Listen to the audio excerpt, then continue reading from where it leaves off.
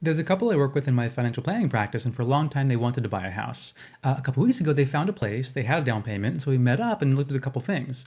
Number one, what's the monthly payment likely to be given the amount they're taking out and the property taxes and interest rate and things like that? And number two, what would the impact be on their longer term goals and prospects? And we looked at the numbers and we found that they could afford the payments. They'd have to travel a bit less, every year, and they probably have to work a couple more years before retirement, but they can do it. They wouldn't feel house poor. They'd be okay. And they moved through the process, worked with a realtor and a lender, and learned more about the interest rate and the taxes and all of that. And as they got further along, they realized the monthly payment was going to be higher than they would have thought. Now, they could still afford it, and they knew that. It would still be okay. They had to cut back a little more, but they could afford the house.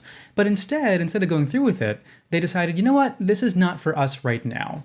And what they said to me was, instead of buying that house in the moment, what they're going to do is step back, take a bit of time, build up more savings so they can put more money down in hopes of a lower monthly payment when they do buy a house, and have a little more time to search for a place that meets their needs a bit more narrowly. And I thought that was really cool. A couple reasons. Number one, in the process of buying a house, it's really stressful. It's emotionally fraught. There's a lot of folks in that process really getting you to go forward and do it. People who get paid if you buy the house. And so there's some pressure there. Number two, there's so much pressure in the personal finance world and society just saying you got to own a house. It's so important. That's the way to wealth building.